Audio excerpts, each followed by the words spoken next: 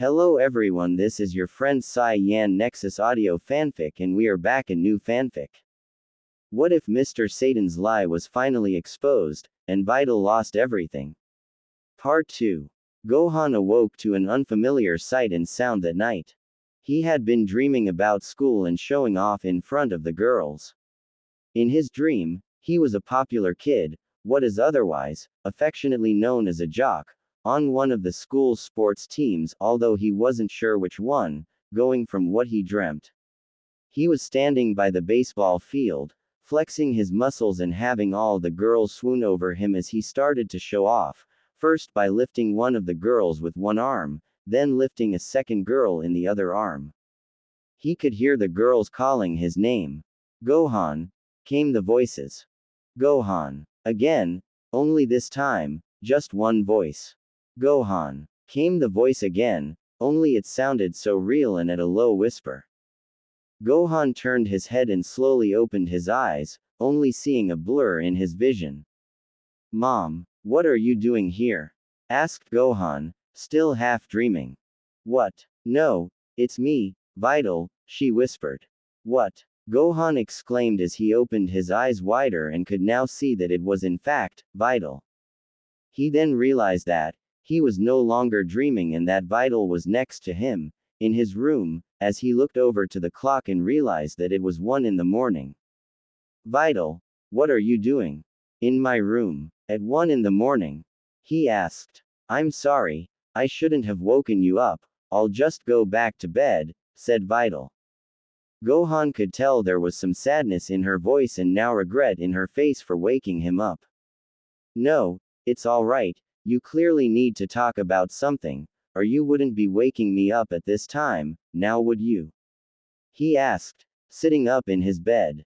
Well, yeah, I need to talk about something, she said. I kinda feel bad about today, she continued. What do you mean? He asked, moving his legs and offering Videl a place to sit on the bed. Well, I was so happy at seeing my friends for the first time in forever, then with your mom suggesting the shopping trip, which isn't something I normally would have done by the way, but it felt great, just to be able to be semi-normal again, she explained as she sat on the bed next to him. Okay, so, why do you feel bad then?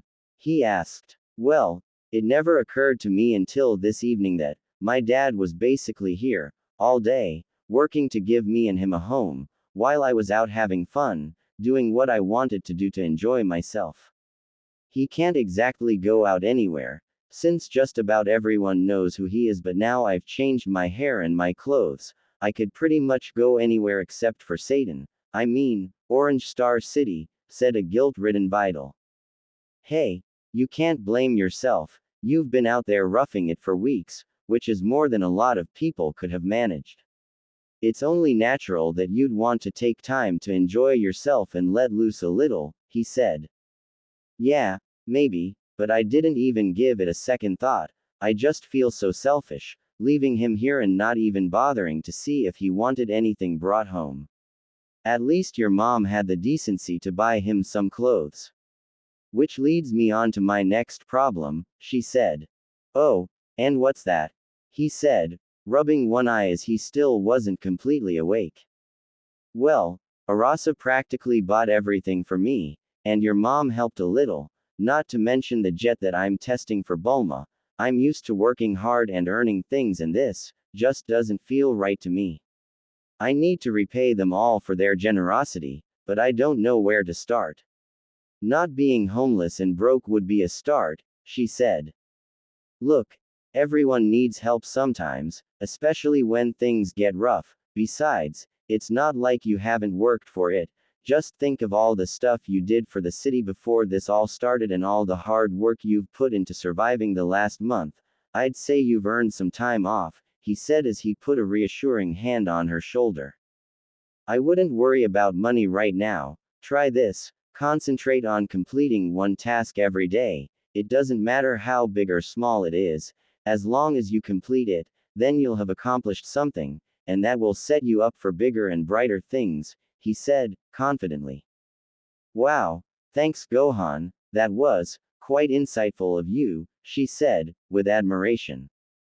There's just one other thing that I can't quite figure out, you. She said. Me. What do you mean? He said, looking puzzled. I mean, I never really spoke to you in school, quite frankly. I just went about my days as if you didn't even exist, and now, here I am, relying on you and your family's generosity, and you could have said something about it or flat out refused to help me, but instead, you've been kind and pushing me to strive for greater things, she said, before letting out a sigh and continuing. What I'm trying to say is thank you, Gohan. You've made me feel genuinely happy for the first time in a long, long time, she said, as she reached over and gave him a heartfelt hug. No problem, if you want to talk about anything, just let me know, I'm happy to listen, he said. Thanks. Anyway, I better get back to bed, pleasant dreams, Gohan, she said. Good night, Videl, he replied. Later that morning, Videl woke up, refreshed and feeling happy. It was the first time she had woken up and was happy in a long time, although she was more used to waking up and checking her surroundings in paranoia. She got out of bed and got dressed and made her way downstairs. Chi-Chi was already downstairs in the kitchen having a coffee. Good morning, Videl, she said. Good morning, Chi-Chi, replied Videl.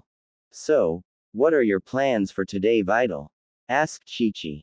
I don't know, to be honest. I thought I might help with building the house with Dad and Gohan, but I don't know what they'll need me to do, admitted Videl.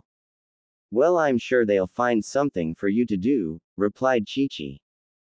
The two women sat for about 10 minutes chatting away to each other before Gohan had entered the room, not long woken up. Morning, Mom. Videl, he said as he sat down at the table. Good morning, sweetie, said Chi-Chi. Morning, Gohan. How did you sleep? Asked Videl. I slept all right, considering, said Gohan. Considering what? Asked Chi-Chi. Gohan realized what he said might be a mistake in front of Chi-Chi, but it was too late for that now. Well, you see, I woke last night due to, a bad dream, yeah, and it was hard for me to get back to sleep, stumbled Gohan. Oh, I see. Well, I hope you still got enough sleep. You'll need to get back to work on that house, said Chi-Chi, suspecting that Gohan wasn't telling the whole truth but wouldn't press for any more information. Yeah, I did. We'll get back to work, right after breakfast, he said. Chi-Chi was glad he got the sleep, as he most likely would be doing the majority of the work that day. Gohan and Videl sat and made small talk for a while as Chi-Chi began to make breakfast. Soon after, Goten bounced into the room and joined them at the kitchen table, and Hercule followed suit, although he was most likely awake due to Goten's loud arrival. They all ate breakfast and soon were ready to get back to work on the house. Gohan and Hercule made their way outside, followed by Videl and Goten. The four of them continued on digging the holes that would be required for the build. It took them most of the morning. In fact, it took them all the way to lunch before they had stopped. Goten and Gohan weren't troubled by the workload, and why should they, but Videl and Hercule were tired already. They went back inside for lunch and to have a rest, all except for Goten. As lunch wasn't ready, he opted to stay outside and try to catch the butterflies in the garden, all the while having fun. The day went on, the group having had their lunch and rest and doing more digging work, stopping more and more due to Videl and Hercule not having the stamina to keep going.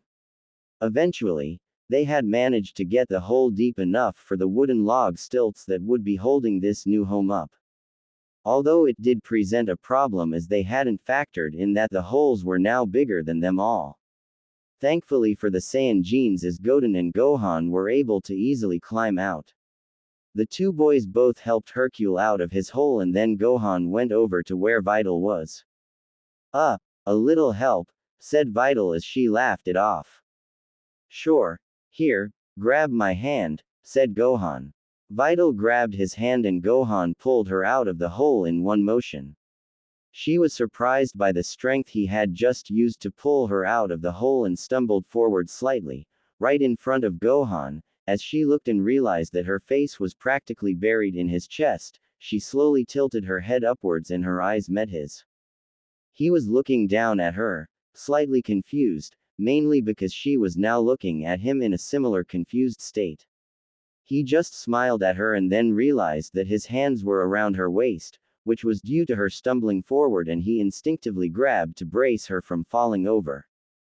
Videl, now also realizing that his hands were around her waist, blushed slightly and grabbed his hands and removed them from her waist before speaking. "Thanks, Gohan," she said, as she turned away from him, her face still slightly flustered, walking back towards the house. "You're welcome," replied a somewhat confused Gohan. They all returned to the house again. This time it was the middle of the afternoon, too early for dinner, but Videl and Hercule couldn't go on. They needed to stop and take a longer rest before they could do anything else. "Man, I'm beat," said Videl as she slumped into the sofa. "Tell me about it. I don't think I could lift another tool if I tried," exclaimed Hercule. "Well, I suppose we can stop for the day," said Gohan. "But we'll need to chop some more trees, and we'll still need to find some really big trees for the holes to act as stilts, cause the trees we picked yesterday just aren't thick enough," he continued. "Oh, okay, well, maybe we can go pick the trees then?" questioned Hercule. "Sure. We can wait a while before doing that if you want," asked Gohan. "Sure," replied Hercule. "I think I could go tree hunting just now," said Videl. "Really? Are you sure you don't want to stop for a rest just now?" Gohan asked Videl.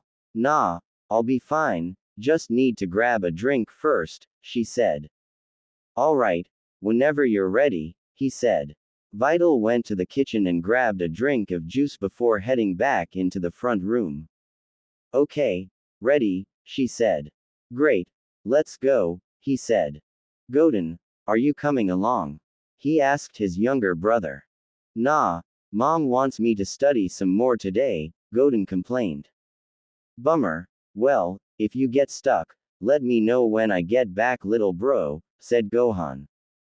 "Okay, Gohan, see ya later," said Goten, as Gohan and Videl left the house. Gohan and Videl had been walking through the forest for a while now into the denser parts, looking for some really big tree or trees that they could use for building the home. It had been some 20 minutes since they had begun the trek, almost all of which was in silence, until Videl broke peacefulness. "So, Gohan, I was meaning to ask you something," she said. "Okay, shoot," said Gohan, slightly startled as he was enjoying the quiet walk that they had been enjoying. "Well, it's been great, you and your family taking us in, but something was racking my brain earlier. When your mom and Goten found us, we were in a tight spot and we couldn't defend ourselves, but by the end of it all of those men were left battered and bruised," she explained. "Uh-huh," he replied. "I didn't exactly see what happened. I was too busy huddling in with Dad and kept my eyes closed because I was scared," she said, ashamedly. "Well, of course you were scared. You were in a position that you weren't familiar or comfortable with, Videl. You've always been used to dealing with bad guys, even if the odds were against you," he said, looking to reassure her. "I know, but that wasn't what I was getting at. It only occurred to me earlier today that, since it wasn't me or Dad, that it had to be either your mom or brother, but they were all laid out, surely even the two of them didn't stop them all?" she questioned. "Well," he began hesitantly, wondering how he should explain it. After pondering for a moment, he decided to tell the truth and just omit certain truths. "Well, Goten has been trained in martial arts for quite some time now and he can pack a wallop when he wants to. They probably just didn't know how to handle a kid kicking their butts," he grinned, hoping she wouldn't press the matter too much further. "Martial arts? Really? I would never have guessed that that little ball of energy would be trained in martial arts. Hold on, does that mean that you've trained as well?" she then asked. Why yeah," he replied cautiously. "Oh, Interesting, I never pegged you for the fighting type Gohan, she said. I'm really not a fighter, Videl. I was trained when I was a little bit younger than Goten, against my will I might add, although that training has gotten me out of a few tricky situations, he revealed. Oh, care to tell me? She asked. Well, a lot of those times are hard for me to talk about. Do you mind if we don't talk about them, please? He begged of her. Sure, but if you change your mind then I'll be all ears, she smiled at him. Thanks. He smiled back. So, Gohan, maybe one day we could spar together, seeing as you're trained in martial arts. It might help me and Dad get back into shape, she said. Sure, why not, he said. Gohan wasn't quite sure about that last idea of hers. She wasn't wrong though, it would really help both of them to train again. He just wasn't sure because if she found out just exactly how strong he was, it might cause some tension between them all. They continued examining some trees in the area, trying to figure if any of them would be suitable for the house that was to be built. Eventually, they had searched the area but did not find anything that was suitable for their needs, so they headed back to the house as it was approaching dinner time. The household had all been well fed and it was now late in the evening. Goten had already been ushered to bed by Chi-Chi and Gohan and Videl had gotten changed into their clothes for bed but were still sat in the front room with Hercule and Chi-Chi making small talk.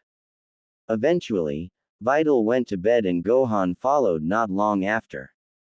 Chi-Chi also left to go to bed and made her way upstairs, but when she got up there, she had caught sight of Gohan trying to grab her attention and made her way towards him. He had retreated back into his room and waited for his mother to join him, which she eventually did. Gohan, what's wrong? She asked. Close the door, he whispered. Chi-Chi closed the door over and turned back towards her son. Gohan, what's the matter? Asked a slightly more concerned Chi-Chi. Nothing's wrong, Mom. I just didn't want either of them hearing us, he explained. Oh, okay, then what is it then? She asked, for the third time. Well, I was thinking that, tomorrow I might explain to them about the cell games and, well, what exactly we're capable of. He said. Really? Are you sure tomorrow is a good idea? After all, they've only been here a few days, she said. Well, not everything. I'm just gonna start small, maybe even just little bits of information here and there, he said. Okay, just be careful, Gohan, we don't want to scare them, they've got nowhere else to go right now, explained Chi-Chi. Okay, Mom, he replied. Chi-Chi kissed her son goodnight on the forehead and made her way out of the room, closing the door behind her as Gohan flopped back onto his bed. Now, the only question is, where do I start? I can't just say that I beat Cell. She'll ask how I ended up there, who those other people were, how we were flying, etc., he mumbled to himself. Then, realization set in, he could teach her how to fly. That would be an easy introduction into the whole thing, well, except that he would have to teach her about energy control. After all, as far as she knew, it was all light tricks, courtesy of her dad. Thankfully, energy control shouldn't be too hard for Videl. Being a martial artist and all, it always seemed easier for martial artists to learn to fly than any regular person. However, she might not have the strength right now to do any energy control. She was still lacking some of the strength she used to have when she was constantly training. Maybe I'll start with sparring. She was definitely keen to have a go at me, he continued to mumble. Or, maybe we could train together, a sudden thought had filled his mind. He remembered his dad used to talk about the training that he and Krillin would do with Master Roshi. Maybe he and Videl could do something like that, build her strength back up and with time, she'd then be able to do energy control. That was something he would worry about tomorrow. Right now, he only wanted to sleep. It was a long day and, although he wasn't physically worn out, it was more mental fatigue, as he was having to keep a check on his strength the whole day, which took more concentration to do than he realized. Videl was laying on the bed, staring up to the ceiling once again. Her mind had its own ideas and wasn't allowing her to sleep, despite the hard work she had put in that day. She was thinking about the dinner party that Bulma had invited her and her father and Arasa to. After all, she had only recently met Bulma Briefs and was already invited to a party that she was not only attending, but was hosting. It would be nice to meet some of Gohan's friends and family, she whispered to herself. After all, I wasn't much of a friend to him this year. In fact, nobody really was, except for Arasa, although she could be friends with just about anyone, she continued. Maybe I should get to know him better. After all, I am sleeping in his brother's bedroom, in his house, she pointed out. She had decided that, tomorrow, she was going to try and be a better friend to Gohan and try and learn about him. After all, he wasn't like other guys, he wasn't awestruck by who she or her father was, he never asked for an autograph from or to be trained by the champ. No, all he ever did was ask her how she was doing and if she was okay, to which she almost always replied, I'm fine, and then either stormed off or gave him a cold shoulder. Yeah, tomorrow, she decided, was the day that she would start to right wrongs. Even if it was the only task that she completed tomorrow, it would allow her to move on to bigger and brighter things. Silly Gohan, she thought before drifting off to sleep. The next day, Gohan had woken up early and made his way to the bathroom as normal and got showered and changed. He decided that the first thing that they should do today once they had both gotten up, showered and had breakfast, would be to head over to Krillin's house and ask him about training them. After all, he did receive training from Master Roshi personally, so he was probably best qualified to ask. Although, he probably didn't know about the current situation, sure he would definitely have known about what happened to Hercule and Videl, but not that they were living with them. Gohan decided that he'd give his old friend a call first to make sure that he was aware of the circumstances and then to see if he would train them. Once he was done in the bathroom, he went downstairs and found his mom in the kitchen as she was always up earlier than everyone else. Morning, Mom, he said. Oh, good morning, Gohan, up early I see, said Chi-Chi. Yeah, actually, Mom, I wanted to run an idea by you, he said. Go on, she replied. Well, remember our conversation last night? He asked. Yes, she replied. Well, I was thinking, I can't just dive right into the subject, so, what if I start up with something like flying? That way, I can build up to the whole thing, he asked. It does sound like a logical way to approach the subject, she replied. That's what I thought, however, that means I'd need to explain, and likely teach energy control, and I don't think she's in a physical condition to do that just yet, so, I thought about giving Krillin a call and see if he'd train them both, the way Master Roshi taught him and Dad when they were kids, he explained. Oh, that's a wonderful idea, Gohan. Just make sure that Master Roshi himself isn't there, that old disgusting man, said Chi-Chi. Will do, Mom. I'll go call him right now, he said.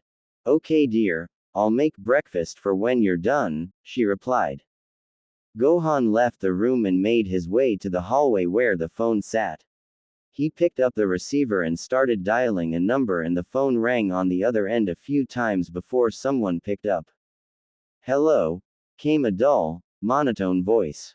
Hi 18, it's Gohan, he said. Gohan, it's good to hear from you. How is everyone? Asked the blonde bombshell. Yeah, we're all doing fine. Is Krillin about? I've got a question I need to ask him, he asked. Sure. Hold on, she replied. Here, it's for you, she said, turning to her short husband and holding out the receiver. Hey Gohan, long time no speak, what's up? He asked excitedly as he took the phone from his wife's hand. Well, a lot actually. Have you been watching the news over the last month or so? Gohan asked. Yeah, I've been watching it every so often, why do you ask? Replied Krillin. TV family-oriented shows. Well, did you see the thing about Mr. Satan and his daughter? Gohan then asked. Oh yeah, that, sure I did, I couldn't have been happier. Seeing that gas bag lose the wind in his sails, Krillin beamed down the phone. Well, something interesting's happened, Gohan said nervously.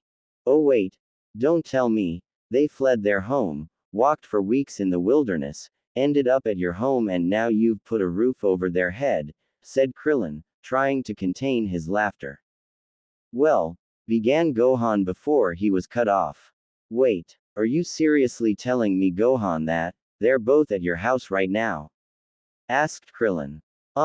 Yeah, that's exactly what happened, replied Gohan. Wow, didn't see that coming, exclaimed Krillin. So anyway, Krillin, I wanted to ask you a favor, said Gohan. Oh okay, what is it?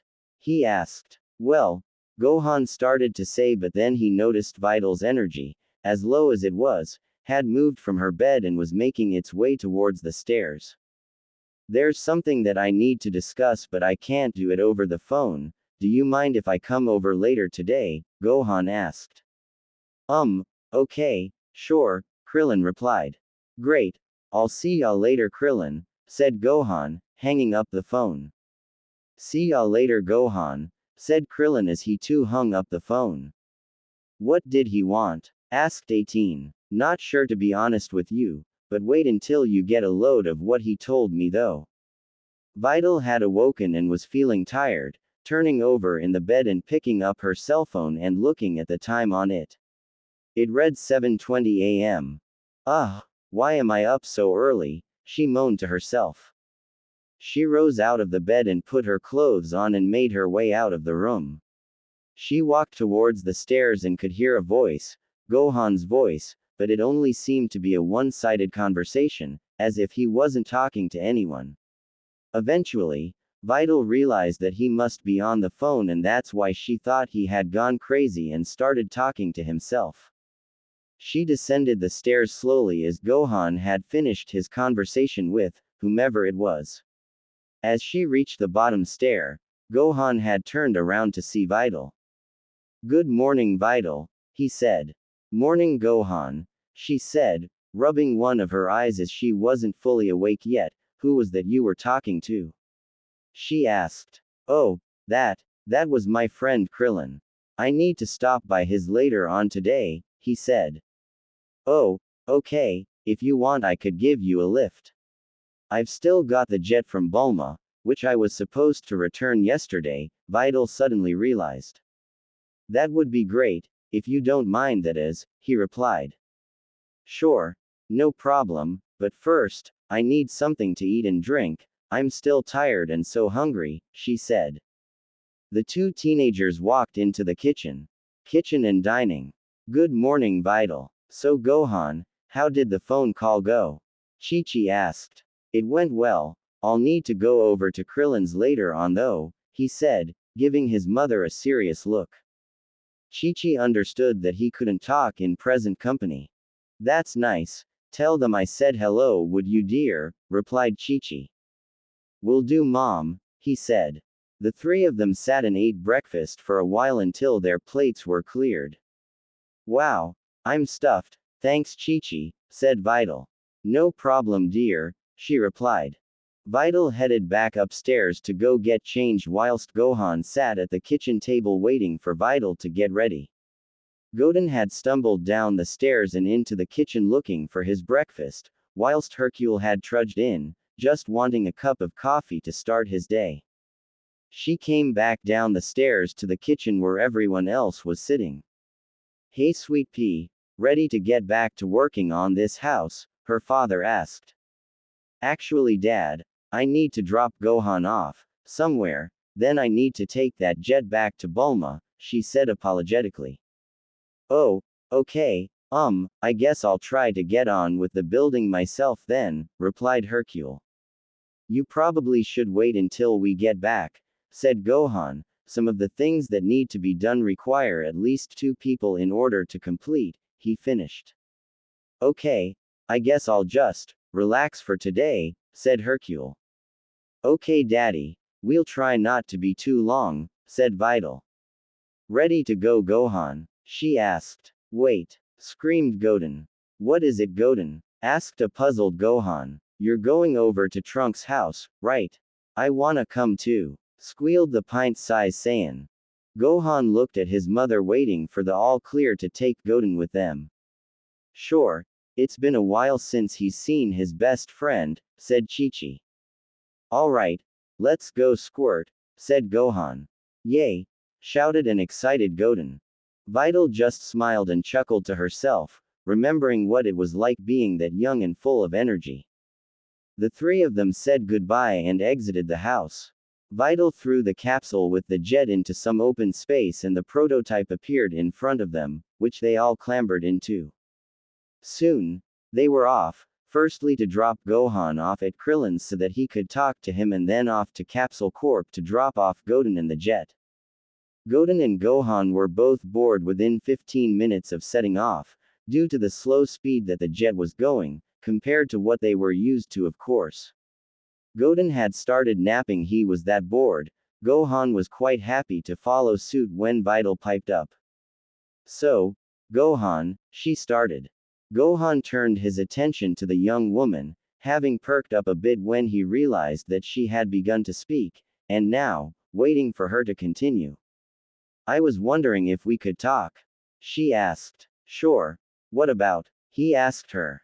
Just about stuff. I realized last night that I don't really know a great deal about you, and right now, you're kinda like my only friend out here, so I thought I should get to know you more, she said. Oh, okay, sure, what would you like to know? He said, realizing that he would have to be careful about some of his stories and answers as he wasn't ready to tell her everything that he thought she should know about. Well, when we first arrived at your house, me and Dad were sitting in the kitchen with Chi-Chi and Goten, and then you arrived. Just before you arrived, Chi-Chi mentioned she had a son, which of course is you, but that she also had a husband. Gohan, I haven't seen your dad anywhere, where is he? She asked him curiously. Kitchen and dining. Oh, well, I don't normally talk about him. You see, he's no longer with us, Gohan was hesitantly trying to say. Oh, sorry, forget I asked, she said, now wishing the ground would open up and swallow her whole. It's okay, it's been 7 years since it happened. In fact, he was one of Cell's victims, he said. Really? Gosh, I'm sorry, she said apologetically. It's alright, I've learned to live with it, although I did get some wicked bad nightmares for quite some time, he explained as a shiver went down his spine thinking about them. That must have been horrible. Let's change the subject, shall we? She asked, trying to steer clear of bringing up his father. Okay, do you have any other questions to ask? He replied. Oh, okay, you said you were trained in martial arts, right? She asked. Yeah, he replied quizzically. Who taught you and what style are you trained in? She asked, hoping for a more detailed answer. Well, I know I said I didn't want to talk about this before, but I guess I can tell you some things, he started. I was first trained by a man named Piccolo. Wait, like the old Demon King, Piccolo? She asked with a puzzled look on her face. Not exactly, but a relation of sorts, he replied, trying to keep that part vague for the moment. Okay, go on, she asked quizzically by the vague answer. Anyway, I trained with him for about a year and then had a bit of a gap before going back to training with him and my dad, he said hesitantly. Videl's face had shown frustration. She had tried to steer the subject away from his dad, only for it to circle back around. Gohan, however, didn't dwell on it too much. He continued telling her the story so as to not get lost in his own thoughts. After that, there was another, albeit brief, gap, and then me and my father went back to training. I probably spent more time training with him, and that's when I learned the turtle style, which he learned from the turtle hermit, he explained. Turtle hermit? I've heard of him, what was his name again?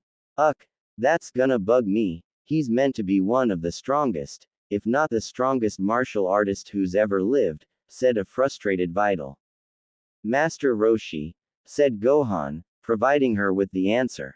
Ah, yeah, that's right, he's a previous world's martial arts champion too, she said excitedly, now remembering a bit more about him. Yeah, he's the one who trained my dad, and I've been fortunate enough to pick up a few things from him as well, he went on to say. Wow, that's awesome, I bet you're no pushover in a fight then, are you? She asked with intrigue. Well, I would like to believe so, but it's been a long time since I've had to go all out in a fight, he said, rubbing the back of his head. Videl was glad that she had asked him about how he learned martial arts. She was wondering about maybe asking him to spar some time. The rest of the trip was met with relative silence until they reached a tiny island in the middle of nowhere. Is this it, Gohan? She asked. Yeah, my friend Krillin lives here with his wife and daughter, he replied. It's so out of the way and secluded. It looks rather peaceful, she said as a warm feeling came over her at the thought of just relaxing on the tiny island. Yeah, it's great to just get away from everything sometimes, he replied once more. Videl brought the jet to the ground but did not stop the engine. Gohan said his goodbyes to Videl and Goten, who had only woken up a few minutes earlier before the jet took back off, this time, in the direction of West City. Gohan waved to the jet as it disappeared into the sky, then he turned around to the only structure on the island, Kame House. There, a short, elderly, bald-headed man, with a turtle shell on his back and a pair of red-rimmed, pitch-black sunglasses stood. Hey Gohan, it's been a while, what brings you here? Master Roshi asked. Master Roshi, it's great to see you. How have you been? Gohan asked. Just fine, just fine. You know me, practicing my exercises and watching my soaps, replied the turtle hermit. You mean having nosebleeds every 5 minutes, don't you, master? Came Krillin's voice from behind Roshi as the old hermit flinched and went red at the accusation. Hey Krillin, shouted Gohan to his friend. Hey Gohan, glad you could make it. Come on inside, motioned Krillin, pointing at the house. The three men walked back inside the house. There, Gohan was assaulted by a small blonde-haired girl who was no more than 4 or 5 years old. Hiya Gohan, said an excited Marin. Hello Marin, it's good to see you again, he replied with a smile across his face. Hey Gohan, said the little girl's mother, sitting on the sofa. Hey 18, it's good to see you as well, he said. So, what was it you wanted to talk to me about? Krillin asked. Well, remember when I told you that Mr. Satan and his daughter were staying with us? He asked pensively as he made his way to the sofa to take a seat. Oh boy do I. The second you were off the phone I told 18 and we couldn't stop laughing, only you could get yourself into such a pickle, said Krillin, trying to stifle a laugh. I don't see how it's funny, but, alright. Anyway, I was talking to my mom and thought that it might be an idea that we told them about ourselves and the Cell games, Gohan said with a bit more of a serious note. Krillin, 18 and Roshi all looked a bit more serious now. Really? Krillin asked, eyeing up Gohan in confusion. Yeah, I feel a bit guilty for their current predicament. After all, if he hadn't taken the credit, none of this would be happening to them just now, explained Gohan. Well, maybe the oaf shouldn't have taken the credit then, replied 18.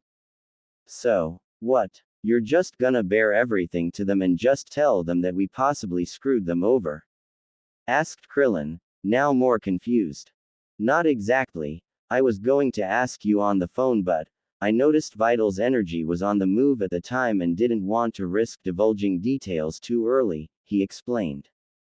TV family-oriented shows. Okay. So what then? Krillin asked, getting a little bit impatient now. Well, I thought that, maybe, if we taught them about energy control and flying, that they might be a bit more receptive to the whole explanation.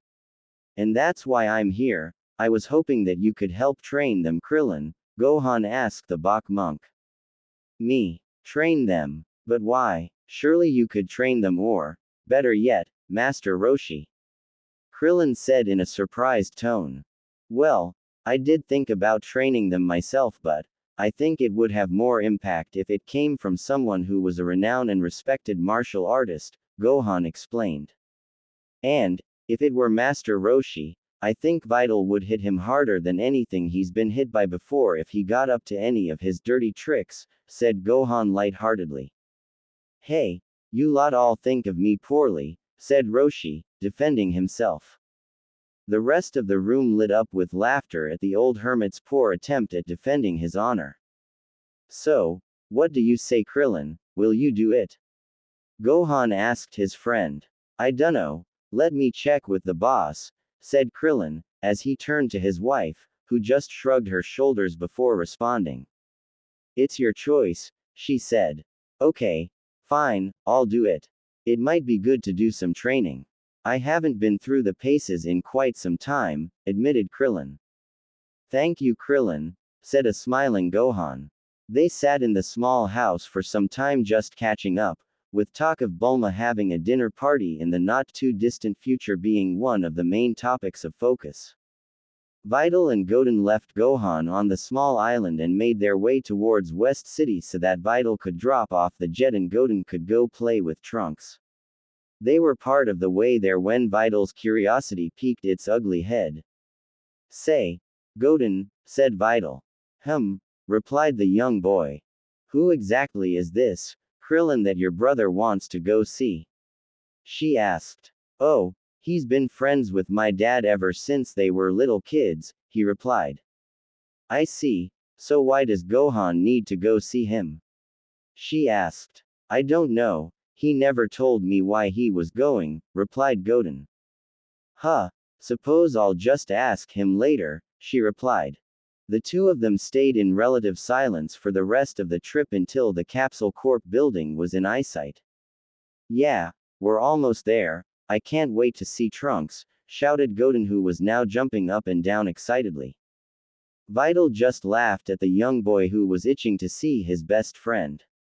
After a few more minutes, the jet landed within the grounds of Capsule Corp and the two occupants leapt down onto the ground. Videl pressed the button to capsulize it once more and they both made their way towards the front door. Once inside the reception area, Videl made her way to the desk where a young woman not much older than Videl sat. Excuse me, I'm here to see Bulma, said Videl. Okay, can I have your name please? Asked the young woman. It's Videl, she replied. Okay, just wait one moment while I call her, said the young woman as she picked up a phone and dialed a few numbers. Whilst Videl was waiting, she heard the screeching of the young boy behind her.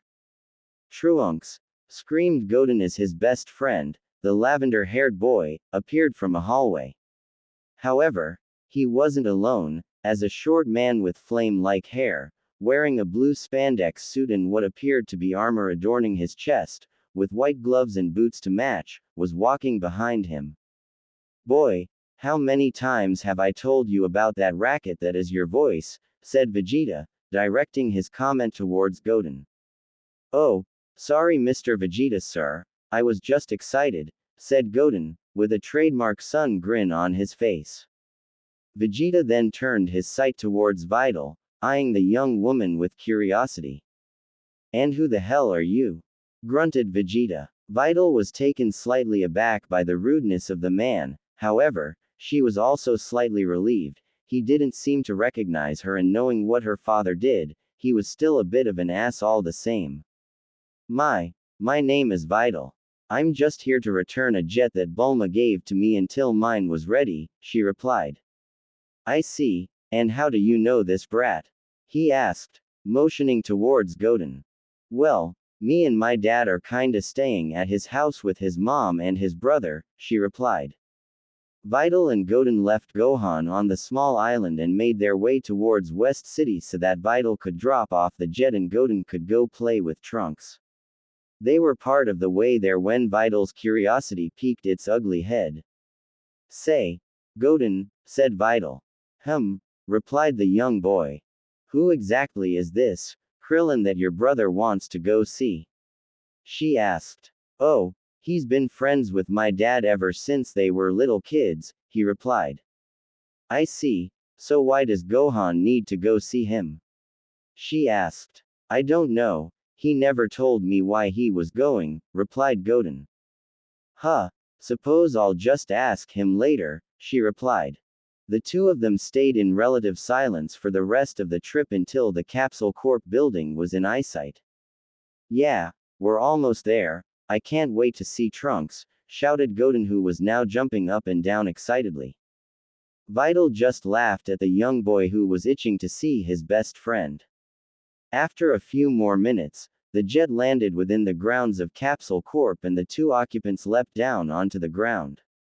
Videl pressed the button to capsulize it once more and they both made their way towards the front door. Once inside the reception area, Videl made her way to the desk where a young woman not much older than Videl sat. Excuse me, I'm here to see Bulma, said Videl. Okay, can I have your name please? Asked the young woman. It's Videl, she replied. Okay, just wait one moment while I call her, said the young woman as she picked up a phone and dialed a few numbers. Whilst Videl was waiting, she heard the screeching of the young boy behind her. Trunks! Screamed Godin as his best friend, the lavender-haired boy, appeared from a hallway. However, he wasn't alone, as a short man with flame-like hair, wearing a blue spandex suit and what appeared to be armor adorning his chest, with white gloves and boots to match, was walking behind him. Boy, how many times have I told you about that racket that is your voice, said Vegeta, directing his comment towards Godin. Oh, sorry Mr. Vegeta sir, I was just excited, said Godin, with a trademark sun grin on his face. Vegeta then turned his sight towards Videl, eyeing the young woman with curiosity. And who the hell are you? Grunted Vegeta. Videl was taken slightly aback by the rudeness of the man, however, she was also slightly relieved. He didn't seem to recognize her, and knowing what her father did, he was still a bit of an ass all the same. My name is Videl. I'm just here to return a jet that Bulma gave to me until mine was ready, she replied. I see, and how do you know this brat? He asked, motioning towards Godin. Well, me and my dad are kinda staying at his house with his mom and his brother, she replied. In any case, I don't think your mom would be happy if I just left you here and returned home with only one of her sons. Tell you what though, why don't you phone your mom and see if you're allowed to stay here for the night, that way you can play and I can head back and pick up Gohan, suggested Videl. Oh, that's a great idea, thank you Videl, said Godin, swelling up with excitement as he ran over to Videl and wrapped his small arms and hands around Videl's leg. Videl was slightly taken aback as she wasn't used to dealing with children, did the only thing she could think. She hugged the young boy, a smile growing on her face. After that brief moment, Godin and Trunks ran off to the phone, which was located down the hallway slightly, and Videl followed them to find out Chi-Chi's answer. Trunks had to dial as Godin didn't know what his home number was. After a few minutes of dialing and a back-and-forth conversation with his mother, Godin was given the all-clear to stay at the Brief's house for the night. Alright boys, I'll be off then, I'll see you later, she said to both kids. Bye Videl, they both replied in unison. Videl left the building and threw the capsule on to the ground, revealing her own jet copter, which she was glad to see again, but also slightly sad realizing that the jet she had just given back was far superior to her own. She hopped in, did all her checks and then took off, heading back to the small island where she had left Gohan a little while earlier. So Gohan, what do you expect to get out of training them and telling them about the Cell games? Asked Krillin. Well, they've been through a lot the last few weeks and I feel a bit guilty. After all, we're the ones who really went up against Cell and defeated him, then left, which allowed him to take all the credit. If we didn't let that happen, then they'd not be in this situation right now, explained Gohan. Oh, Is that why? I thought maybe you just had a soft spot for his daughter, if you know what I mean, wink wink, said Krillin mischievously. What? No. It's not like that. Videl and I are just friends, stuttered a panicked Gohan. Sure you are. So, will she be your +1 at Bulma's party? Said Krillin with a playful smirk on his face. Well, Bulma already invited her and her father to come along, as well as our other friend Arasa, said Gohan, trying to deflect the comment. Oh, 2 girls. My Gohan, you have been a busy boy, haven't you? Said Krillin, beaming at the sight of an embarrassed Saiyan. Krillin, screamed Gohan, as his face lit up red with embarrassment. 2 girls. Just what Roshi needs to light a fire in his belly, blurted out the old hermit, as blood began to stream from his nose like a broken faucet. Master Roshi! Gohan again screamed. Just then, both Master Roshi and Krillin felt sharp jabs to the backs of both their heads. Leave poor Gohan alone, said 18. Ah, but it's not often that you get one up on a Saiyan, you know, said Krillin, rubbing his head where his wife had hit him. True, but Gohan is too nice of a boy to be thinking like the rest of you pig-headed men, so leave him alone, said 18, drilling a hole through the back of Krillin's head. Oh, all right, said a defeated Krillin. Gohan had begun to chuckle at this, knowing that his old friend would never win this battle. A while had passed, drinks were had and childish games were played with the child, Marin. All in all, it had been a good visit, until both Krillin and Gohan had felt an energy moving towards them. That's Videl coming towards us, she shouldn't be too long, said Gohan. And he was right, it wasn't too long before the raven-haired girl arrived back at the island in her own vehicle and sat down. She leapt down and headed over to Gohan who, along with Krillin, 18, Marin and Roshi, had come out of the small house to greet her. Hey Videl, welcome back, here I want you to meet my friends, said Gohan, motioning for Videl to join them. This is Krillin, he and my dad have been friends ever since they were kids, said Gohan. A pleasure to meet you, said Krillin. Videl gasped. Wait, I recognize you. You used to compete in the world's martial arts tournament years ago, exclaimed Videl. Wow, you know about that. To tell you the truth, I didn't think anyone remembered, it's nice to get some recognition, smiled Krillin. And this is his wife, 18 and their daughter, Marin, continued Gohan. A pleasure, said 18, keeping it short and sweet. Hi, said the young blonde girl. Hi, it's nice to meet you both, said Videl smiling and waving at them. And this is Master Roshi. He also trained Krillin alongside my dad, said Gohan. Again, Videl gasped. Master Roshi, it's an honor to meet you, sir. I've heard so many stories about you, said Videl, about to fangirl all over the hermit. Hee, you're right, Krillin, it is nice to be recognized every once in a while, said Roshi as he too was grinning.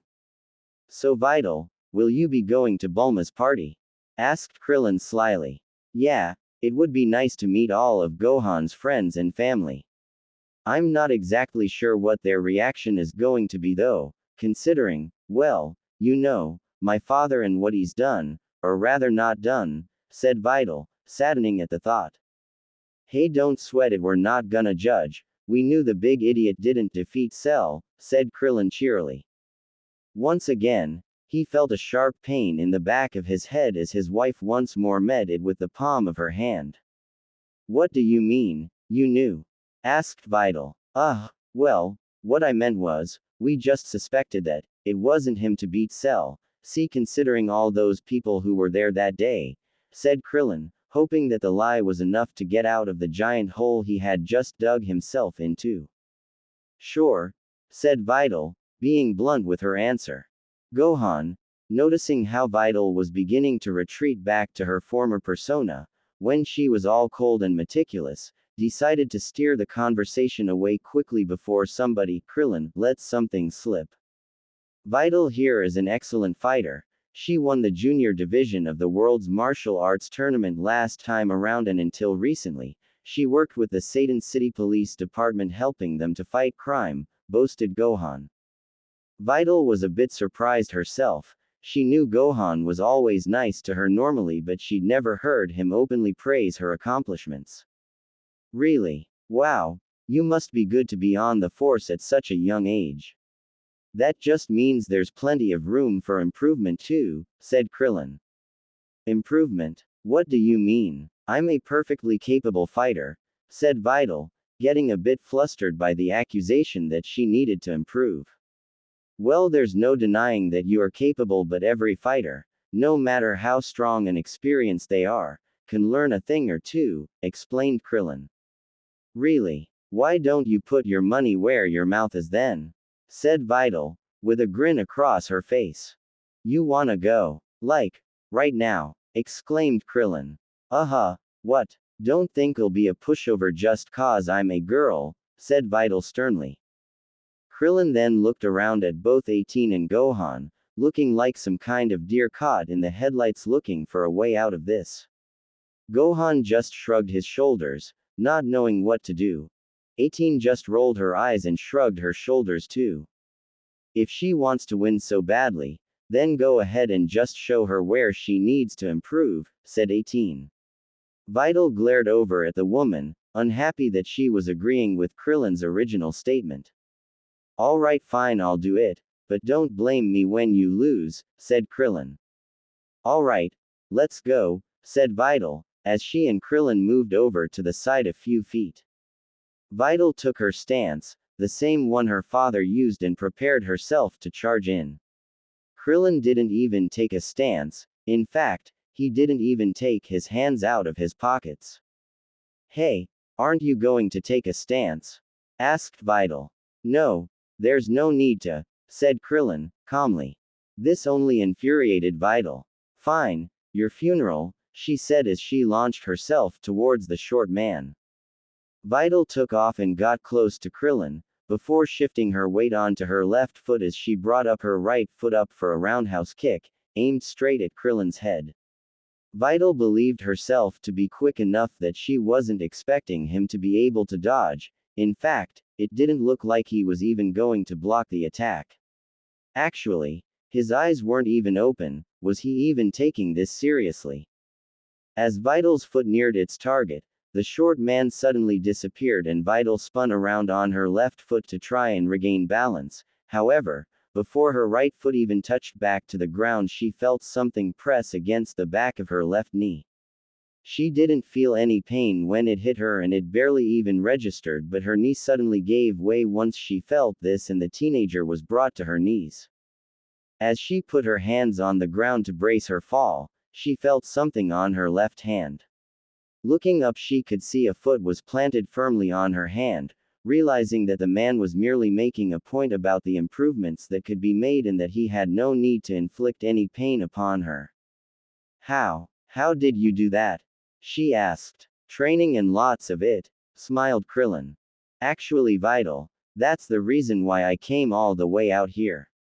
I was hoping that, seeing as you and your dad can't really train the way you used to, that Krillin would be willing to train both of you, Gohan explained. Really? Said Videl, feeling surprise and now embarrassment for her earlier behavior. Yeah, and I'm happy to train you, plus I already said to Gohan I would.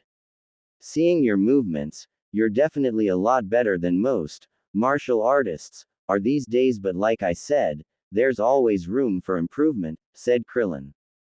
You asked him if he would train us, said Videl, looking towards Gohan.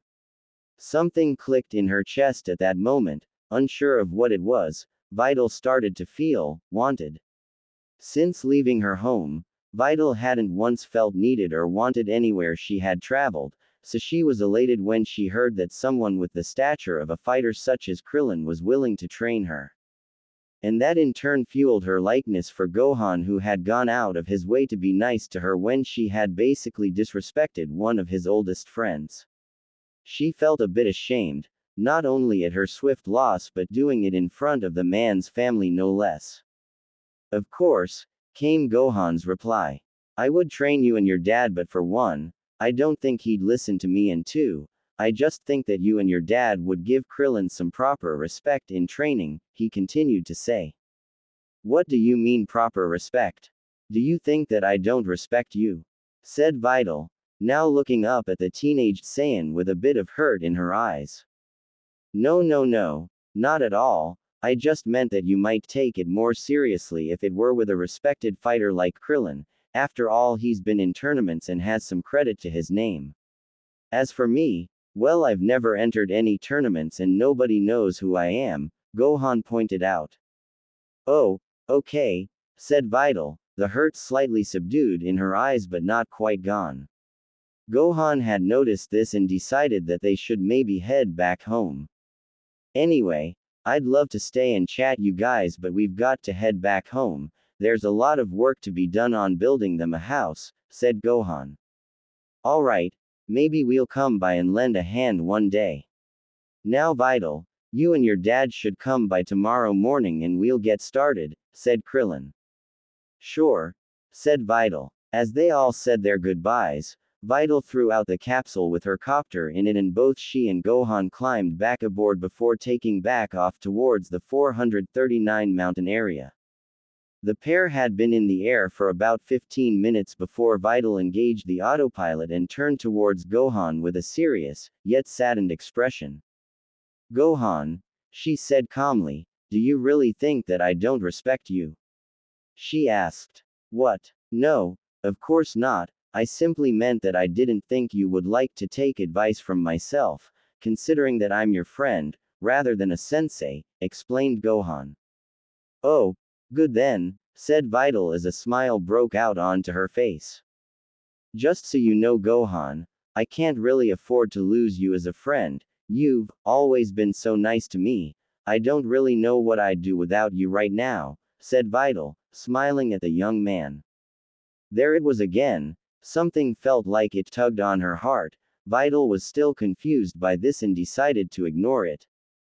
Ah, Videl, that's such a nice thing to say. I'm glad you're my friend too, he said, smiling back at the girl. There was a brief moment where both teenagers were awkwardly just sitting there, staring and smiling at each other, before Videl broke the silence. So, Gohan, I wanted to ask you some things, she said. Oh, okay, what's up? He said. Well, the other night, when I was in bed trying to sleep, I realized how awful I was to you in school and I wanted to make it up to you, so I decided that I want to get to know you more and be a proper friend to you, not just someone who tolerated you for the sake of my friends, she said. Oh gosh, that's nice, Videl. To tell you the truth, it would be nice to get to know you better too, he admitted. Videl blushed slightly at this. After all, it wasn't often that a guy, or anyone, for that matter, was interested in finding out about her. Normally it was going through her to get to her father, either for the fame or recognition. This was something foreign to her. Pushing that aside, Videl moved on to other questions. Great. There's still other things I want to ask you, she said. Okay, go on, he said. Well, what kind of music do you like to listen to? She asked. I'm not really much of a music lover, I just listen to whatever's on the radio, he replied. Okay. What about traveling? Have you traveled anywhere nice, other than West City and that small island, of course? She asked. Well, I've certainly done some traveling, but most of that was when I was younger and I don't really remember the names of the places I've been, he replied, knowing he couldn't say anything about Namek, the other places mostly just being out in the wilderness, which could have been anywhere as far as he was concerned. That must suck, she said.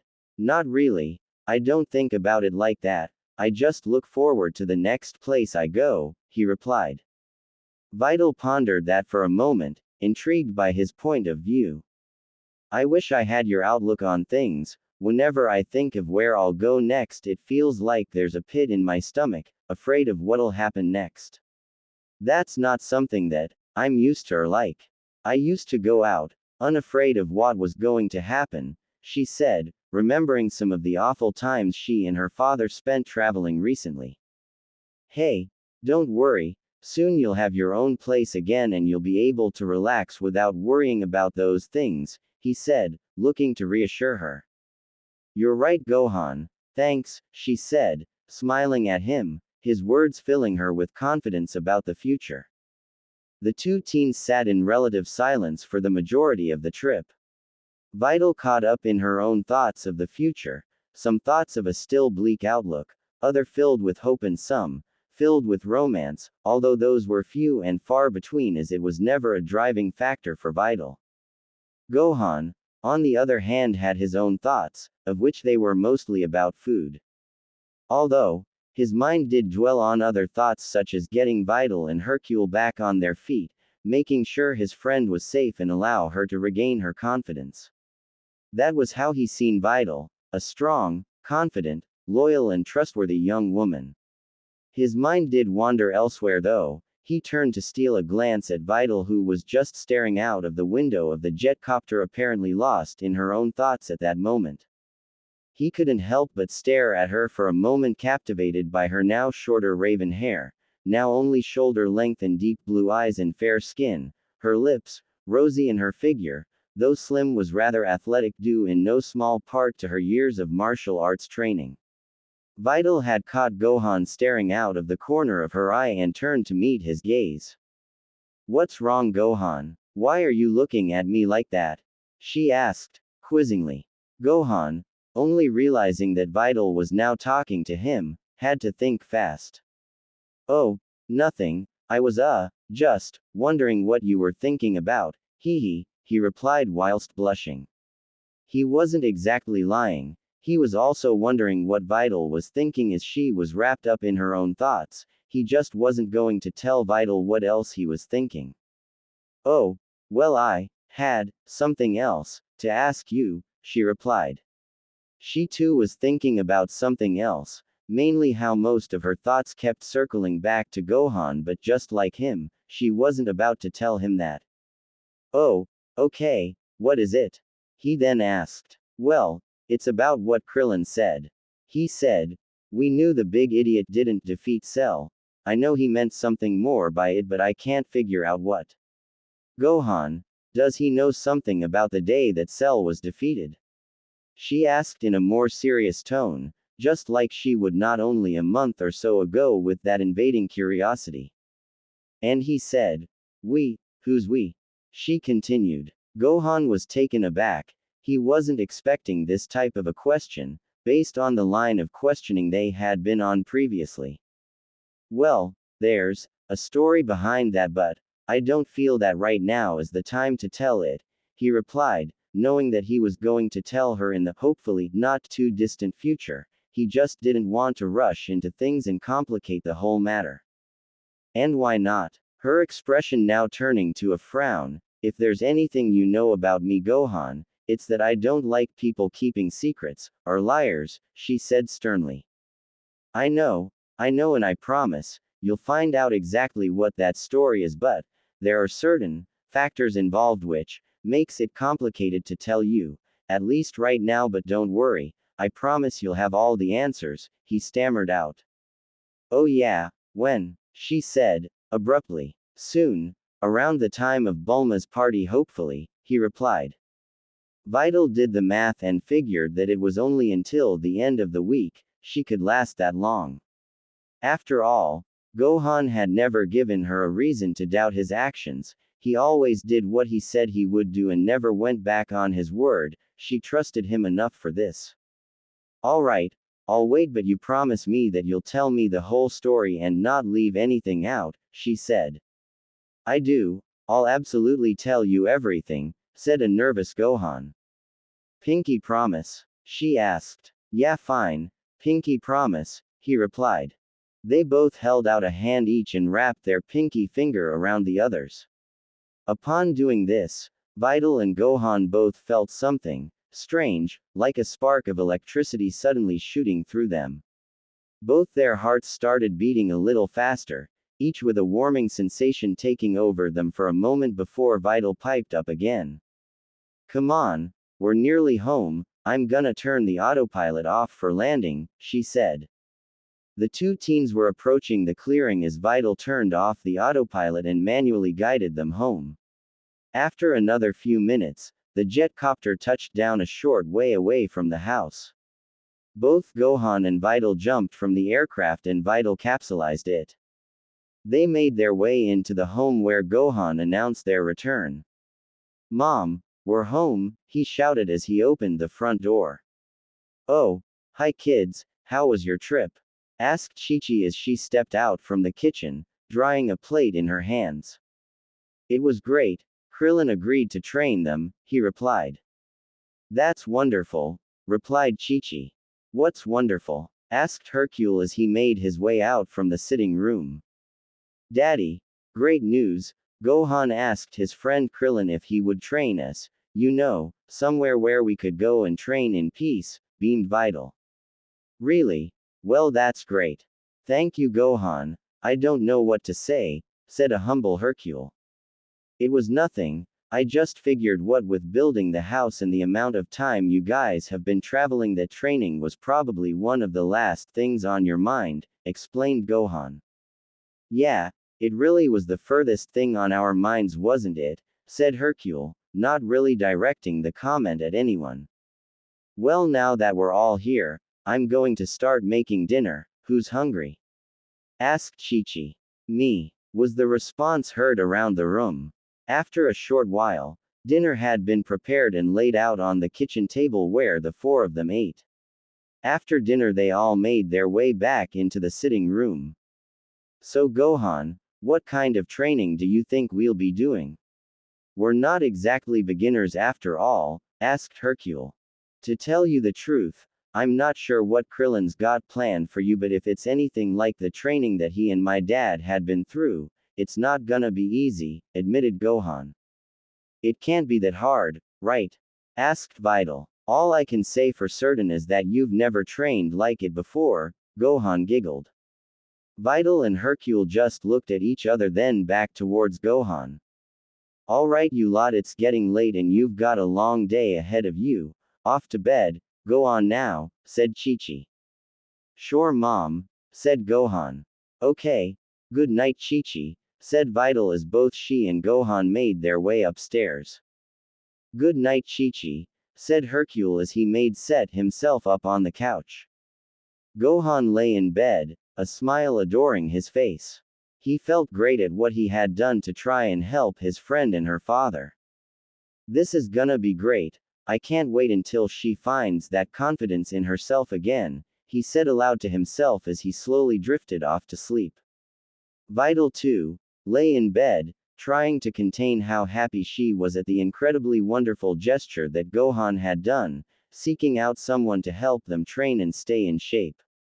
Nobody had ever actually wanted to help her train. In fact, it was always the other way around, or again, people would only be using Videl to want to train with her father. Gohan, however, was something different. He never tried to use Videl to get what he wanted. He seemed to genuinely have her best interests at heart. "Oh Gohan, you're so special," she said to herself, letting warm thoughts of Gohan envelope her mind as she too drifted off to sleep. The next day, Gohan, Videl and Hercule were all up early to travel to the island and begin training. Gohan made sure to be prepared for the day. He packed a bag with bottles of water for each of them, as well as towels to dry up any sweat, which he thought there had ought to be a lot. Videl prepared by making sure she had a change of clothes with her, as there was nothing worse than a good workout and then having to be stuck in the same sweaty, clingy clothes for the journey home. Hercule had simply put on his trademark brown gi and white pants that he was so fond of. He also chose to shave, as his beard had grown ridiculously since he hadn't had a chance to shave the last few weeks. Thankfully, Gohan had picked up some stuff to allow him to shave the last time he went to pick up groceries. The three of them had breakfast and thanked Chi-Chi for her amazing cooking skills. Videl had made a mental note to ask Chi-Chi at some point for cooking tips.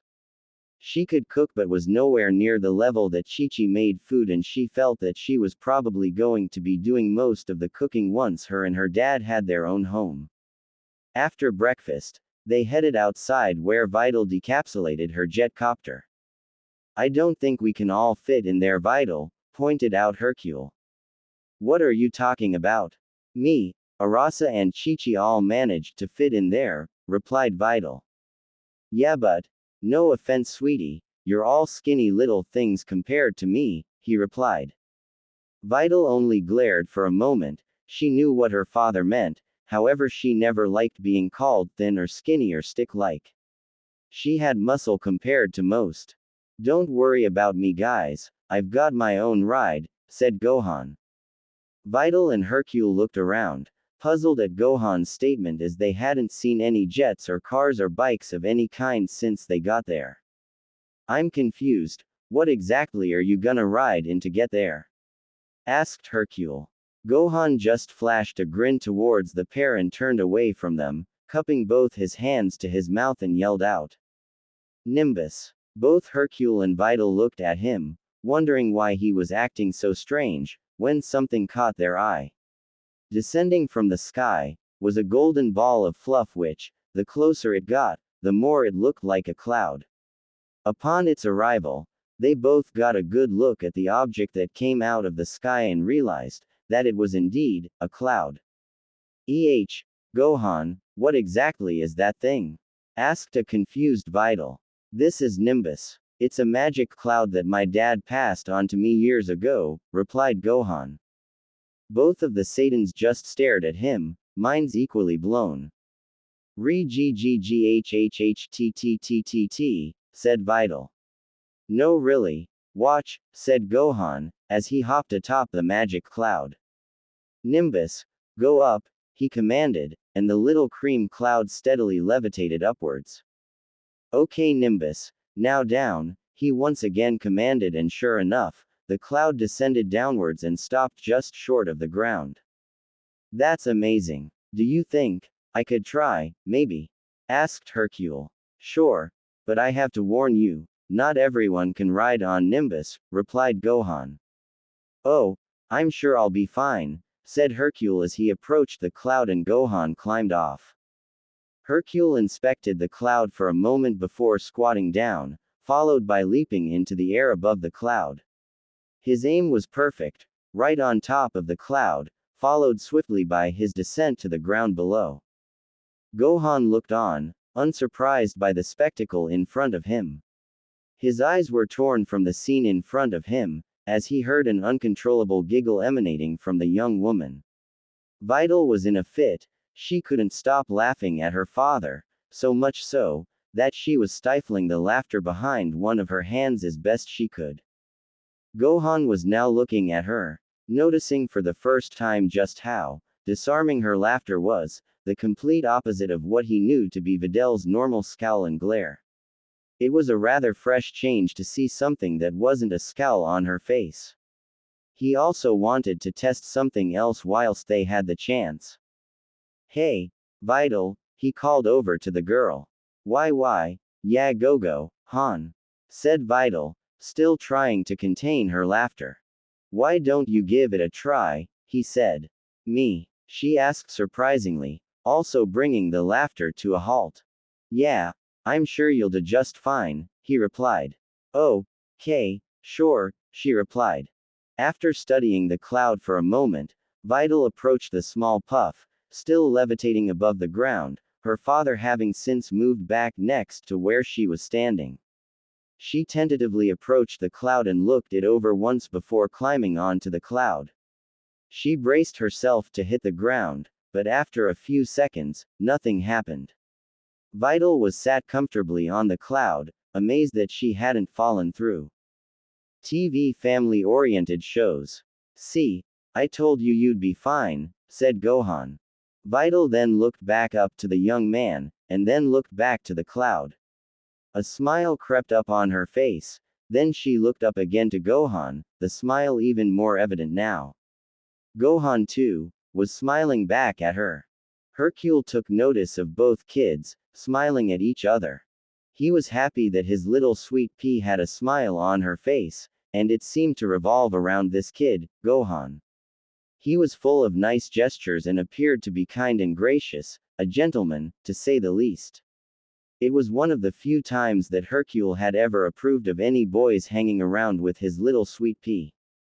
Although, it wasn't like he had much of a choice, given the circumstances. Still, he was happy just seeing Videl smile again. Okay, we should get going, said Gohan. Videl looked up at Gohan again with a slight bit of disappointment on her face. It seemed that she wanted to ride the magic cloud, but, realizing that her father didn't really know how to pilot the jet copter, she would need to do so. She dismounted the cloud and made her way back to her jet copter. Okay, let's go, she said as she and Hercule both climbed aboard her jet copter and Gohan once again hopped onto Nimbus. The cloud floated over to where Videl's jet copter was. Okay, follow me and Nimbus and we'll be there in no time, said Gohan as he sat down cross-legged on the cloud. Okay, ready whenever you are, said Videl as the pit door closed.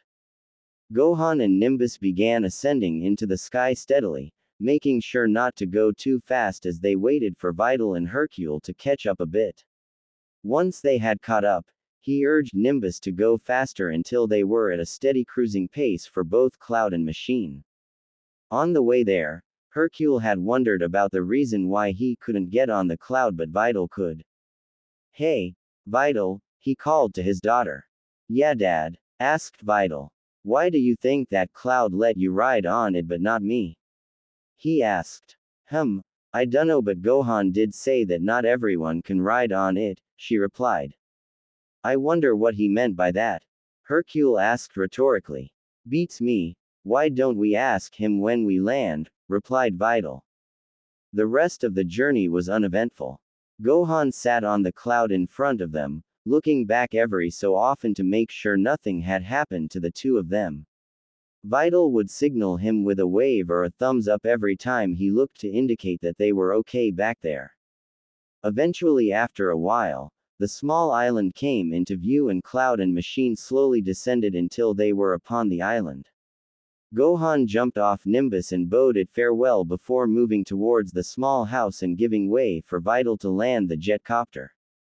Krillin had already came out from the house and had begun speaking to Gohan whilst Videl and Hercule were climbing out of the jet copter. Seems very small, I've owned bigger dojos and gyms, stated Hercule.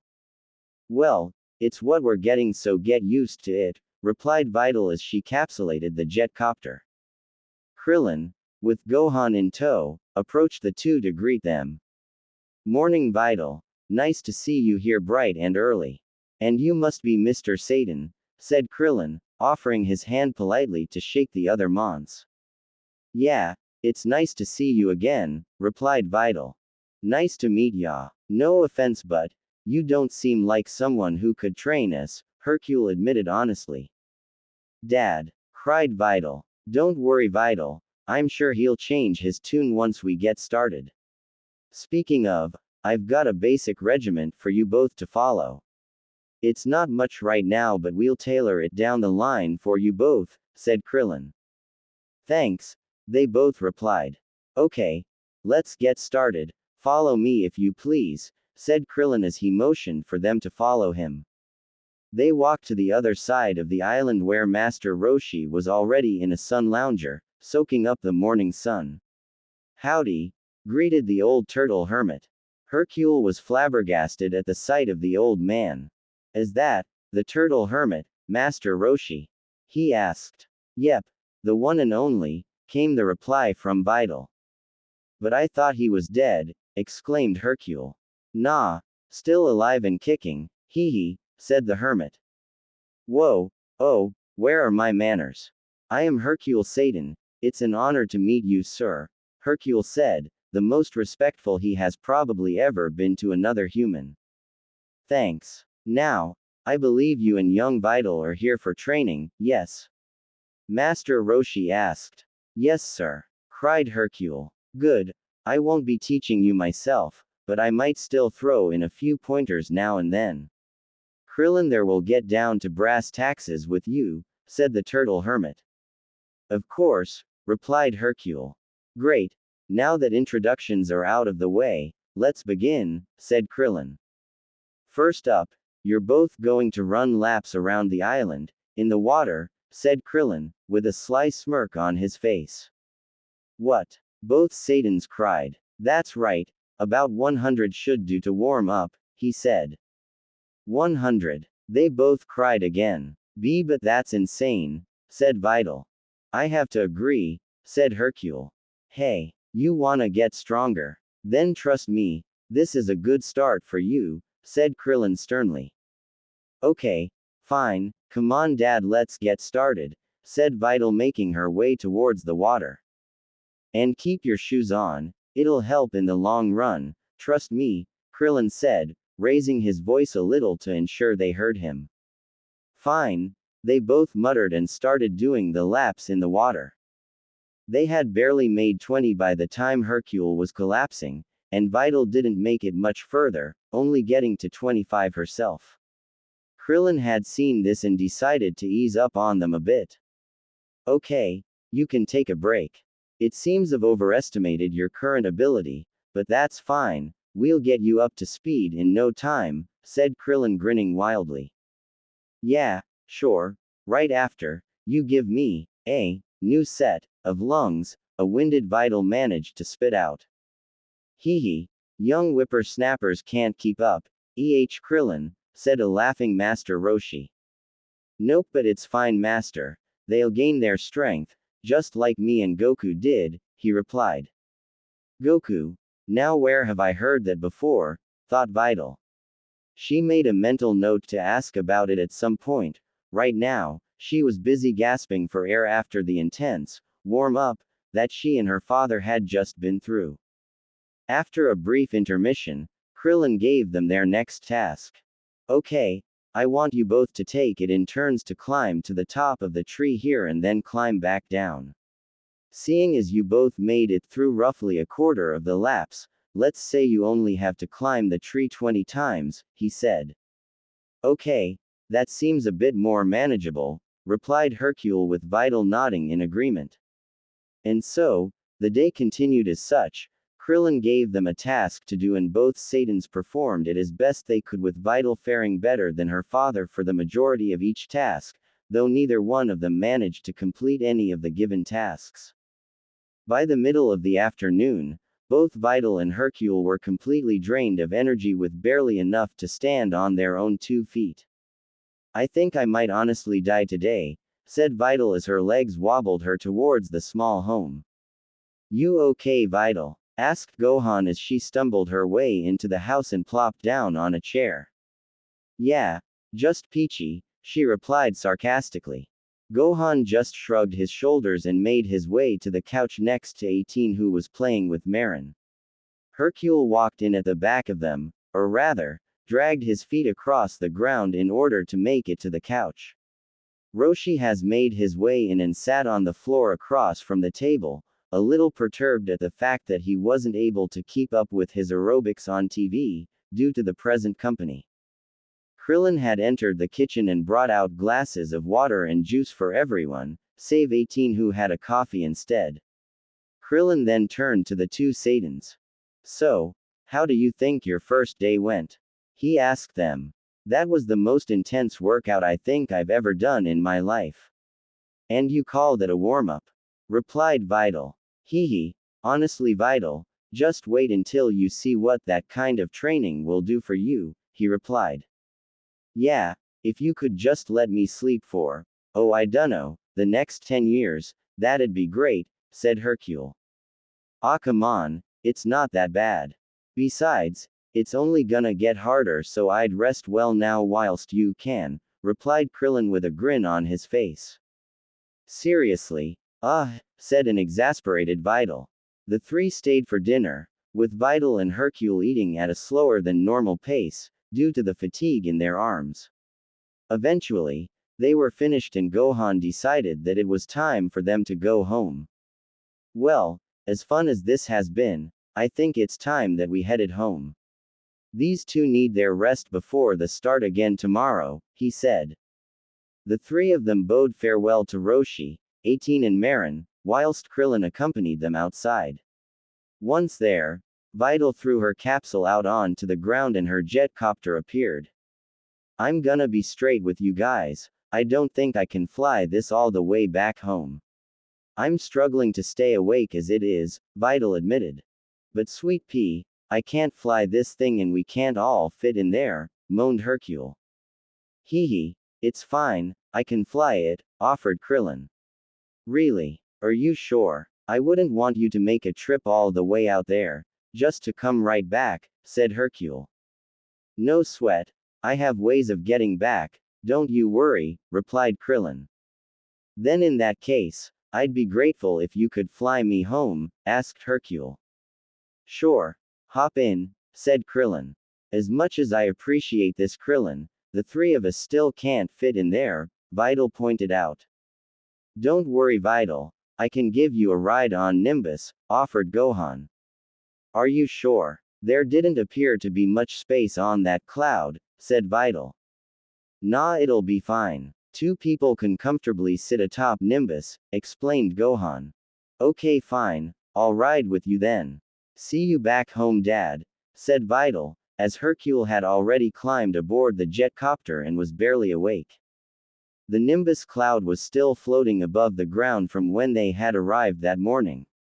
Gohan climbed on first and then sat cross-legged on the cloud. He then helped Videl to climb on as she sat behind him. Okay, wrap your arms around my waist and hold on tight, said Gohan. Okay, said a bleary-eyed Videl.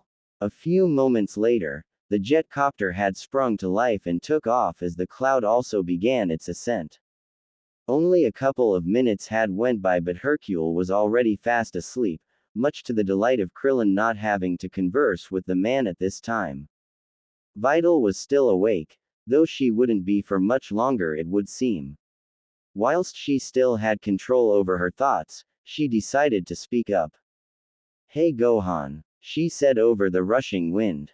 Yeah, what's up, Videl? He asked. I just wanted to say, thanks, she said.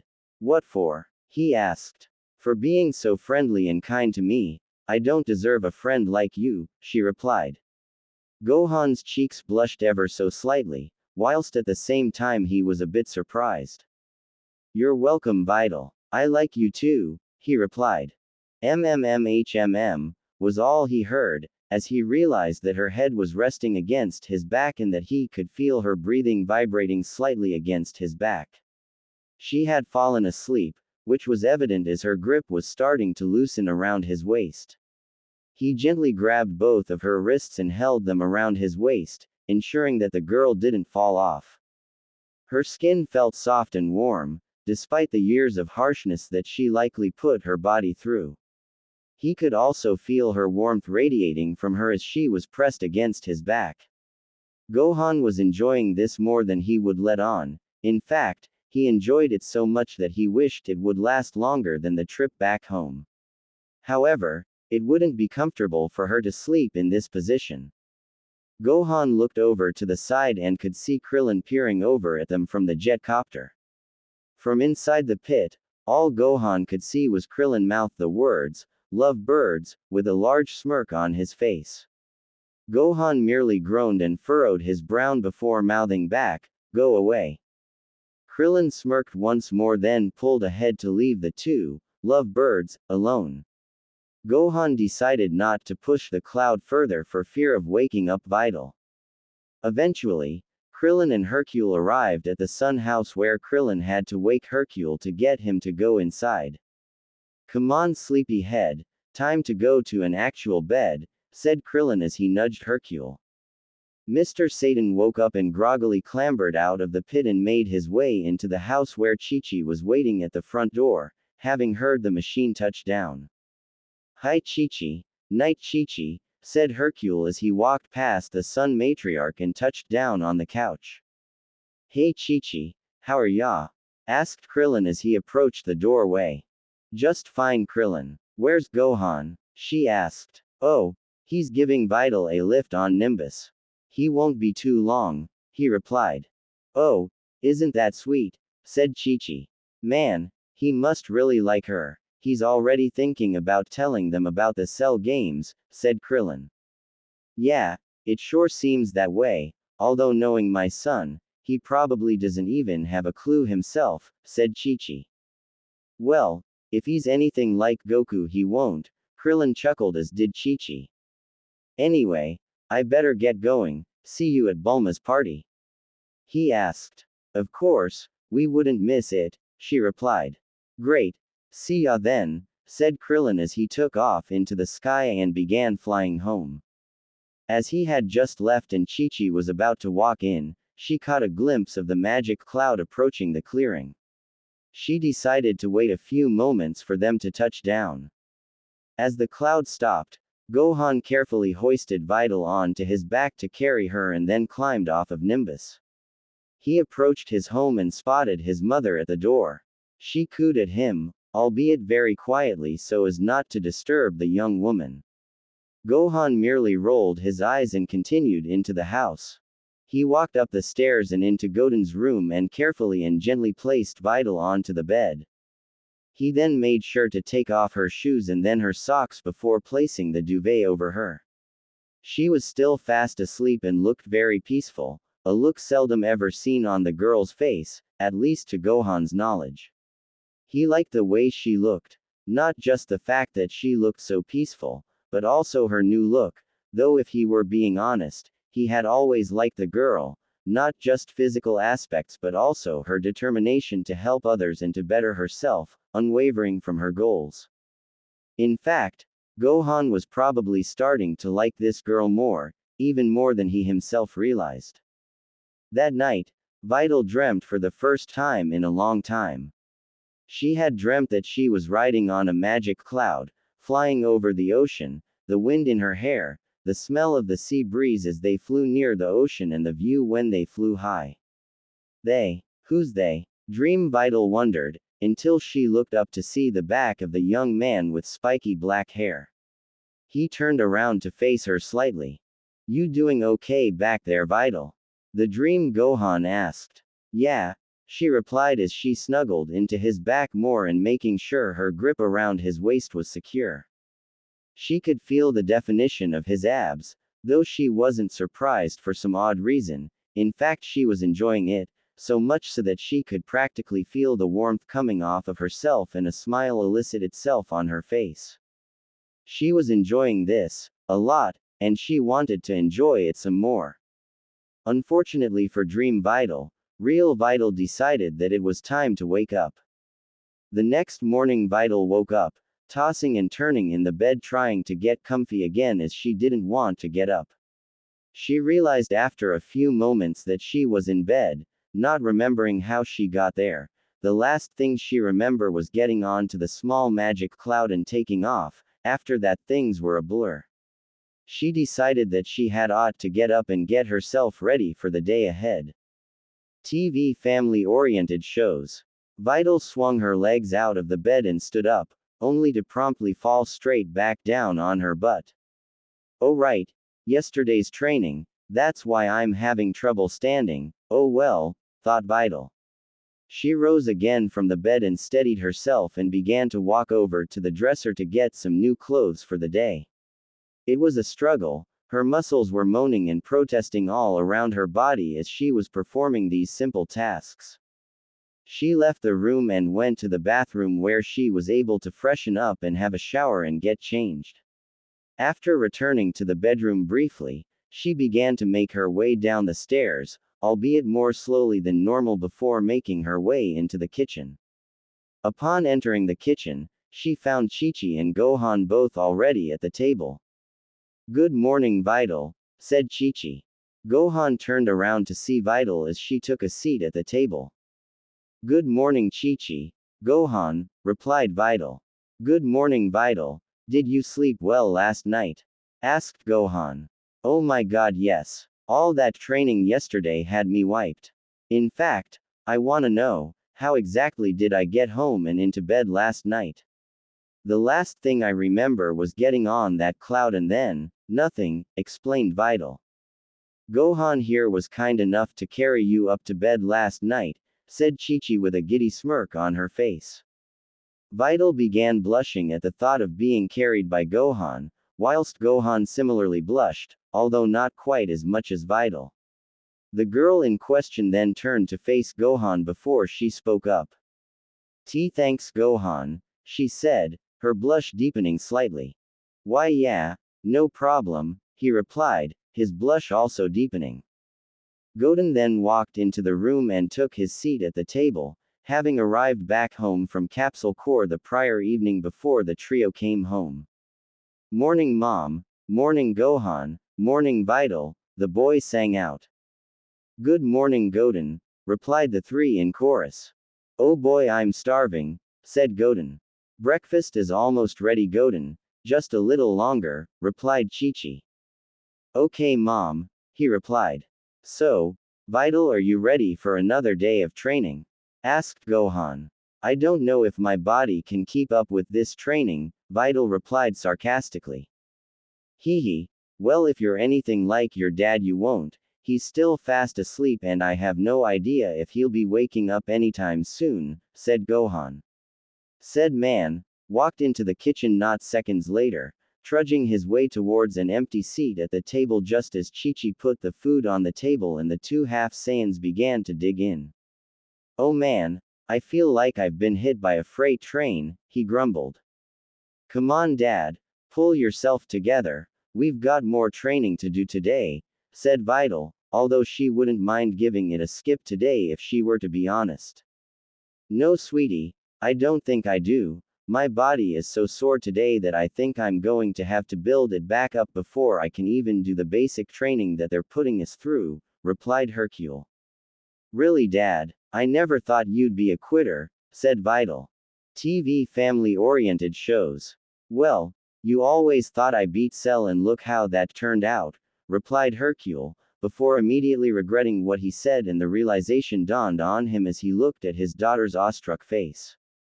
Chi-Chi stopped and turned around whilst both the half Saiyans stopped eating and looked at both Satans with just their eyes moving from one to the other, daring not to move an inch. Videl looked at him wide-eyed for a moment before staring a hole through his head. What I meant was, Hercule started before being cut off. No Dad, I know what you meant, said Videl sternly before she got up and stormed off and made her way out the front door. Well, that was smart, said Chi-Chi as she too now took up a stern tone with the afro-haired man. Damn, that was a stupid thing to say Hercule, he said to himself. Videl tried to run as soon as she left the front door but realized quickly that her legs wouldn't carry her that quickly yet so she opted to try and jog, which was working but it felt more like a power walk with how slowly she was going. She kept going for as long as she could and began running through the forest, not stopping, despite her legs protesting which they eventually wouldn't carry her any further and she collapsed onto her hands and knees. She panted for a short while, not changing position, before she realized that her face was wet, not from sweat but from tears and her vision had become blurry somewhat. Videl didn't know why but the comment her father had made had suddenly broke through the barrier that was her emotions. When they both went on the run, Videl didn't have the time to stop and think about how she felt, she went straight into survival mode and did what she could in order to keep them both safe. Now that they were safe, she could relax a bit more, that is until her father had to go and say something stupid. It didn't make any sense to her why now all of a sudden that she would begin to weep about it all. It didn't stop for a while and she had ended up sitting against a tree with her knees curled up to her chest and her head pressed into her knees as she sat there and cried for a while. After the tears had stopped, she wiped the remaining tears from her eyes and face and started to look around, trying to figure out where she had run off to when she heard what sounded like a twig snap, except it wasn't a twig but sounded more like a whole tree. She spun around to see a gigantic dinosaur having just crushed an old tree trunk under its foot. How had it gotten so close without her noticing, she wondered, though now was not the time to think, she had to get away. She tried running, but her legs wouldn't carry her as she stumbled to the ground and turned back to look at the gigantic beast. She tried to scramble backwards away from it as it moved closer towards her. Before it could approach any closer, the dinosaur stopped and appeared to be looking past Videl at something, though Videl dared not to turn around, lest the beast pounce on her when she wasn't looking. After a moment of gazing behind her, the dinosaur tucked tail and scampered off, leaving Videl to breathe a sigh of relief. She then turned around to see what it was that had scared off the dino, only to see nothing but the trees behind her. Just as she began to stand up, she could hear a voice shouting out in the distance. "Videl!" came the voice. "Videl, can you hear me?" She knew that voice. It was Gohan's. He must have come looking for her to make sure she was okay, the caring goofball. The voice sounded like it was getting closer until he appeared from some trees off to her side. "Videl, there you are you okay?" he asked the startled girl. Videl walked over to him without saying a word and instinctively grabbed onto his torso and hugged the life out of him before she began crying again. Gohan, being very surprised by Videl this morning, did the only thing he could think to do, and that was to return the hug by placing his arms around her back and hugging her. He allowed her to stay that way for a few minutes before they broke away and she collected herself and began to speak. "Thank you, Gohan. I don't know what came over me back in the house," she said, not looking at his face. "Don't worry about it. Are you okay?" he asked again. She nodded her head in response. "Yeah, I don't know what happened. My dad, the idiot, made that comment and suddenly, everything came rushing back, the reality of our situation, the house we've barely scratched the surface on, making a living for ourselves, not relying on your family to bail us out," Videl said, still not looking at the boy. TV family-oriented shows. Hey, come on now, you've both been through a lot. In fact, I'm surprised by how strong you've been through this whole ordeal. Many people would have cracked a lot sooner, but you're Videl Satan, you're the toughest person I know, said Gohan with a smile on his face. Videl finally looked up to see his face. "Really?" she asked with surprise and intrigue on her face. "Of course, you've faced armed thugs and criminals on a regular basis for months, maybe even years, stuck out school and kept a social life and managed to stay relatively out of the media even with your dad being who he is, never breaking a stride through it all. If you can do that, then you can bounce back from this," said a heartfelt Gohan. Videl was surprised and shocked. Nobody, and she meant nobody, had ever spoke of her praises so much in all her life that they didn't have an ulterior motive. It's not like Gohan needed an excuse to get near the ex-champ, since he was living in Gohan's home and dating her wouldn't have the same social prowess as it once would have. No, he cared, he genuinely cared, and in turn, this allowed Videl to trust the boy more, something she would never had done before. "Gohan, thanks," she said with a warm smile on her face before hugging the boy again. "You're welcome, Videl. Now how about we head back home and see if your dad has figured out a way to say sorry yet," he replied. "He can say sorry, but he still needs to explain everything to me. We haven't had time to have that discussion since we left the city," replied Videl. "Well, you'll need to take that up with him, I suppose. Now, are you up for some training today?" he asked. "If you don't mind, I think I'd rather take the day off, try to collect myself," she replied. "Oh, okay. Well then maybe we can get Krillin to come over here and help build the house some more. After all, it's not going to build itself, said Gohan with a grin on his face. "Sure. Sounds like fun," she replied. "Come on. Let's head back," he said.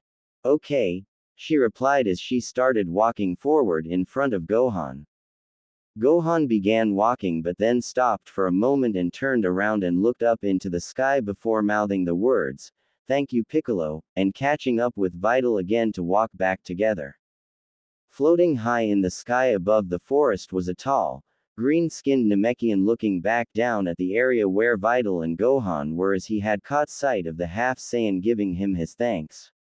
HMPF, it's not my job to keep your little girlfriend safe, he said aloud. Maybe for her next lesson with Krillin, he should teach her how to dodge. He smirked before flying off in the direction of the lookout.